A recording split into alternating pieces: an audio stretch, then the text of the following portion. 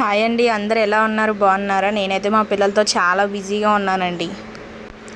రాఖీ పండగ కదండి, మా బుడ్డోడికైతే సెకండ్ టైం మా పాప రాఖీ కట్టింది. మా ఊడైతే డైరీ మిల్క్ చాక్లెట్ డబ్బులు ఇచ్చాడండి. మా పాప అయితే చాలా హ్యాపీగా ఉందండి. మా తమ్ముడు వాళ్ళని ఊరి నుంచి అయితే నేను రామన్నానండి. వాళ్ళ ముగ్గురు వచ్చారనమాట. వాళ్ళకైతే నేను రాఖీ కట్టానండి.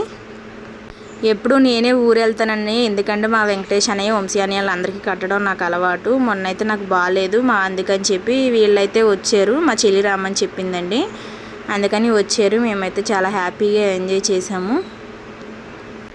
మీరు ఎలాగ మీ తమ్ముళ్ళకి అందరికీ ఎలాగ అయితే రాఖీ కట్టారో నాతో కూడా షేర్ చేయండి. కామెంట్ సెక్షన్లో కామెంట్ చేయండి. మాదైతే చిన్న ఇల్లు అండి, రేక్ సెడ్ ఇల్లు. అందులోనే మేము ఇలా సెలబ్రేట్ చేసుకున్నాం అనమాట. మా ఇల్లు సరిపోదని చెప్పి మా తమ్ముళ్ళు ఒక రోజే ఉండి నైట్ మళ్ళీ బయలుదేరి వెళ్ళిపోయారండి. మార్నింగ్ దిగారండి, నైట్ వెళ్ళిపోయారండి. ఎంతసేపు ఉండమన్నా కానీ ఉన్నాను అన్నారు, ఎందుకంటే ఇల్లు సరిపోదని చెప్పి. మేమైతే చాలా హ్యాపీగా ఉన్నానండి.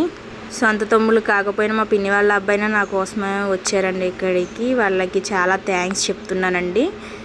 నాకైతే చాలా హ్యాపీగా ఉందండి. వాళ్ళందరూ నా కోసం వచ్చినందుకు. మా తమ్ముడు అయితే లేడండి, మా తమ్ముడు చనిపోయాడు. నాకు మా తమ్ముడు అంటే చాలా ఇష్టం.